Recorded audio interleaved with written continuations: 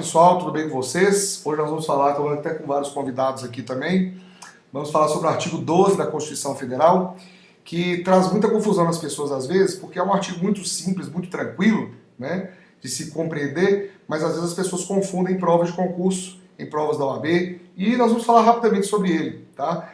Principalmente a parte inicial. Bom, o artigo 12 da Constituição Federal, ele trata sobre nacionalidade, né? E isso é uma disciplina que envolve tanto o direito constitucional, como também o direito internacional, público, né? Mais precisamente falando. E nós temos aí os dois incisos iniciais desse artigo 12, já trazem algumas confusões para a gente aí, né? Então vamos tentar entender isso daí. Primeiro ponto importante é vocês entenderem a diferença de brasileiro nato para naturalizado. E o próprio artigo nos diz. Só que a gente às vezes tema em misturar as duas coisas, né? A gente às vezes tem essa dificuldade de esclarecer o que é nato e o que é naturalizado. E o brasileiro nato são três situações. A primeira situação é essa aí do artigo 12, inciso 1º, tá certo? E a linha A.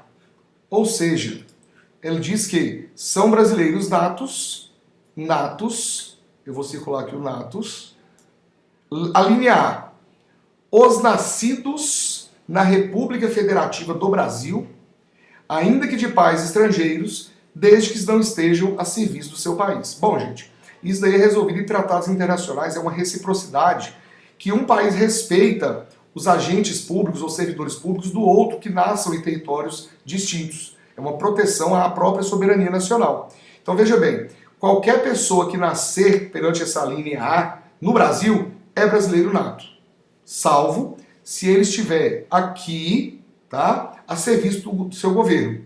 Então, mesmo que a pessoa nasceu aqui, tendo os pais estrangeiros, se não tiver a serviço do governo de outro país, é brasileiro nato. Não é que vai ser obrigatoriamente brasileiro nato.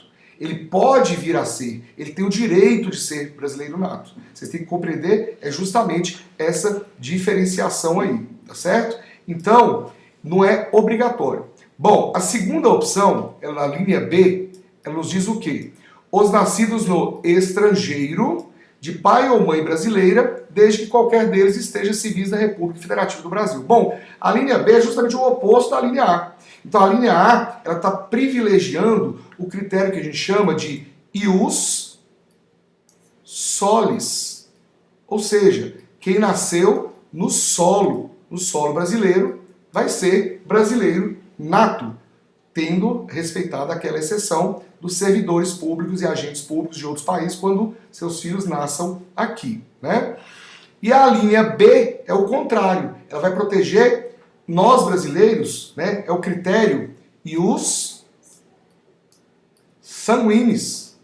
Tá difícil para escrever aqui que eu não estou usando a caneta hoje, vocês me perdoem. Então o ius sanguinis é o quê? É o critério do sangue. Então a pessoa visa proteger a pessoa brasileira que tenha filhos no estrangeiro e que queiram manter essa qualidade de nacional, né? Isso aí também tem uma vinculação com o próprio patriotismo, né? Então a pessoa nasceu lá fora, está a serviço do governo do Brasil, ela pode ser brasileiro nato. É uma permissibilidade, não é uma obrigatoriedade. E aí a gente confunde muito isso, tá? Quando fala que a linha A, que os nascidos da República Federativa do Brasil são brasileiros natos, mas permite-se que os outros, que estejam no governo do Brasil, que nasçam aqui, ainda que de pais estrangeiros, sejam também, tenham resguardados essa qualidade sua de nacional lá do seu país, o contrário acontece na linha B, não é verdade? Isso também demonstra o quê? Uma reciprocidade. E isso é uma possibilidade.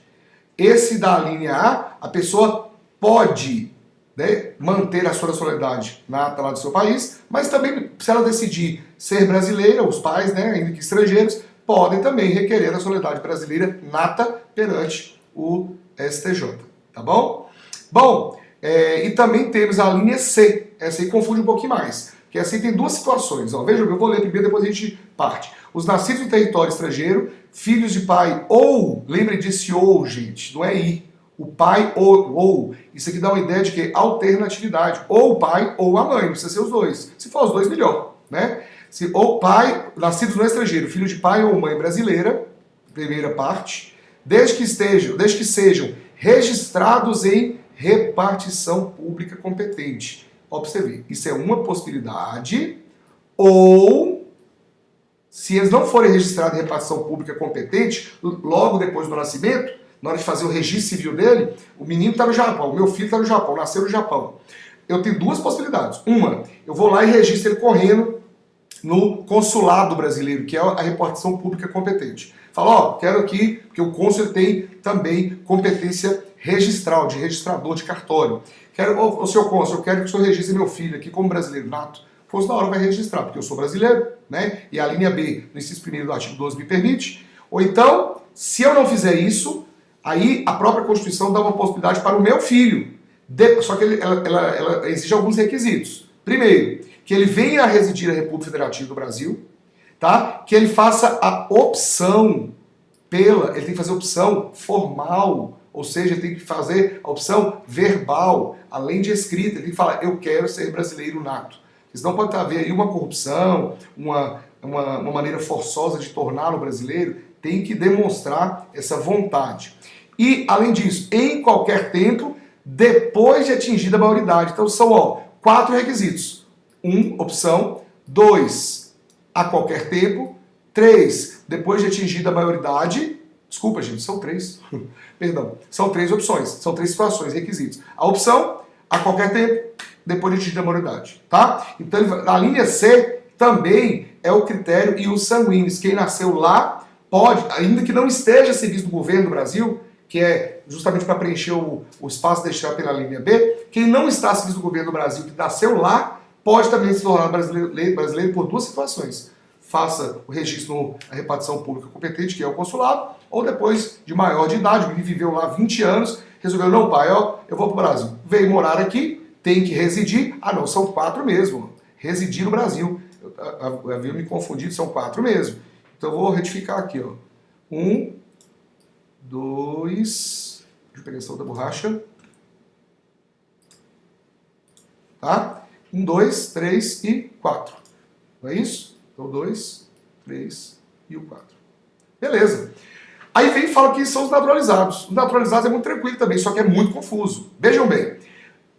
A base é a linha A e B, mas nós não podemos esquecer de que do parágrafo 1º e também do parágrafo 2º. Vejam bem, a linha A fala o quê? Aqueles que na forma da lei adquiriram a nacionalidade brasileira, exigidos aos originários de país de língua portuguesa, apenas a residência por 1 ano ininterrupto. Vejam bem, doutores, quem adquiriu na forma da lei, o que é a forma da lei? É o processo de naturalização, que exige o quê? 15 anos de residência ininterrupta. Primeiro ponto importante. Ininterrupta não significa que ele não possa viajar. Ele pode viajar de férias, ele pode ir no Japão para conhecer o Japão, ele pode ir na Europa, pode. O que ele não pode mudar é o ânimo da sua viagem. Ele não pode mudar o ânimo de viajar de férias para um ânimo de permanência definitiva lá.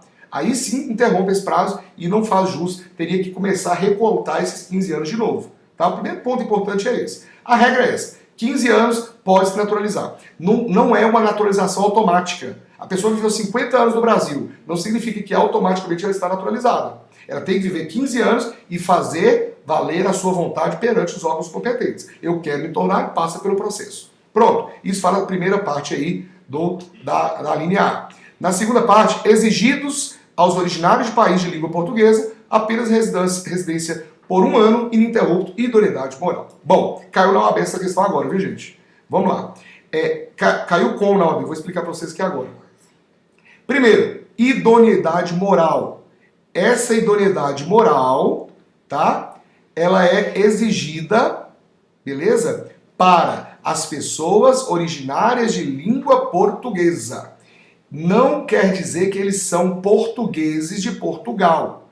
Nós temos uma reciprocidade com portugueses, porque nós somos colonizados pelos portugueses. Existe um tratado entre Brasil e Portugal de colônia, de amizade, de aliança. E por isso as duas constituições dos 2 países, elas teoricamente conversam de maneira amistosa. tá? Então vejam bem, primeira parte, os que na forma da lei adquiriram a nacionalidade brasileira, exigir daqueles lá de língua portuguesa 1 ano ininterrupto. Lembrando que essa interrupção pode ser causada não sendo para ânimo definitivo. E idoneidade moral, tá? Se não for atestado idoneidade moral, ele não consegue. Aí vem a linha B e fala dos 15 anos. Ó, na forma da lei aqui, o que quis dizer? Ele não pode se afastar da lei, tá? Ele tem que passar pelo processo formal. Se a pessoa não for originária de língua portuguesa, se for qualquer estrangeiro, ele pode se naturalizar brasileiro também. Só que ele tem que ficar aqui há 15 anos e não 1 ano. Esses 15 anos podem também serem ininterruptos, tá? Lembrando que não pode haver mudança no ano, tá bom? Aí vem o parágrafo primeiro e fala dos portugueses com residência permanente. Se houver reciprocidade, e há essa reciprocidade, tá? Tratado Brasil-Portugal. Se houver reciprocidade em favor de brasileiros, serão atribuídos os mesmos direitos ao brasileiro, salvo os casos previstos na Constituição. Olha que interessante esse parágrafo. Se o cara for português e ele tiver residência permanente aqui, ele mora aqui, tem casa, tem trabalho, tem tudo.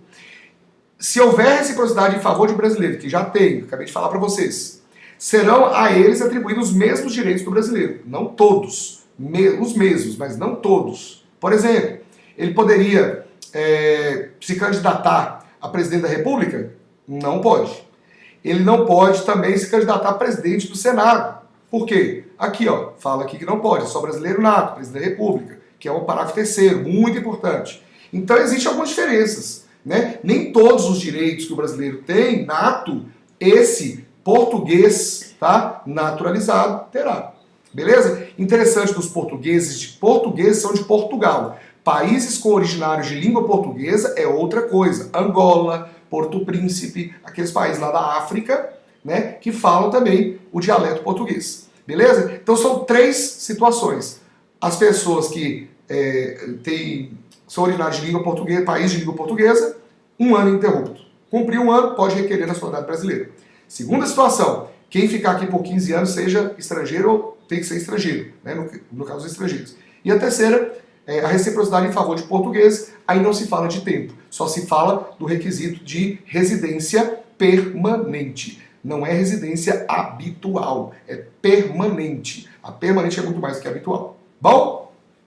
Aí diz o parágrafo 2º que a lei não pode estabelecer distinção entre brasileiros natos e naturalizados. Aí vem a lei falando, olha aqui, vou até marcar de marca texto aqui, que eu não sei cadê ele. Eu acho que é esse. Mas vem aqui e fala assim, ó, residência, desculpem, onde é que eu estava? Salvo os casos previstos nessa Constituição. Da própria Constituição prevê situações que o brasileiro terá mais privilégios que o brasileiro naturalizado, tá? Lembre, gente, ó, daqui para baixo é brasileiro naturalizado, tá certo? Agora, olha que interessante. Essa parte de cima aqui, tá, do artigo 12, vou até apagar tudo, essa parte aqui, o cara é brasileiro nato, e não naturalizado. Ele é como se fosse nós aqui do Brasil. Beleza? E aqui no parágrafo 3º é muito tranquilo, nós vamos falar sobre os cargos privativos de brasileiros natos também, não naturalizados. Nunca um naturalizado, um estrangeiro pode ocupar cargo de presidente da República. Gente, nunca, tá? Nunca. Lembra-se, ó, 3 presidentes, na verdade são 4, tem o vice também, né? Presidente e vice, presidente da Câmara não é deputado, é presidente da Câmara, não é deputado, tá? Presidente da República e presidente do Senado. O resto são agentes públicos de cargos administrativos e somente um do Judiciário, que é o ministro do STF. Não é o presidente, qualquer ministro, tá, do STF tem que ser brasileiro nato, ok? O parágrafo 4º fala sobre perda, para finalizar. A perda da nacionalidade vai ser obtida quando? Se ele tiver cancelada a sua naturalização por sentença judicial, em virtude de atividade nociva ao interesse nacional. Quem define isso daqui vai ser o próprio delegado de polícia, o promotor de justiça, não importa. Mas se a atividade foi nociva ao interesse nacional, tá? Ele tiver uma sentença judicial, e aqui não fala em trânsito e julgado, somente a sentença judicial cancelou a naturalização, nesse caso, por crime, em virtude de atividade nociva ao interesse social, ele vai perder a sua nacionalidade.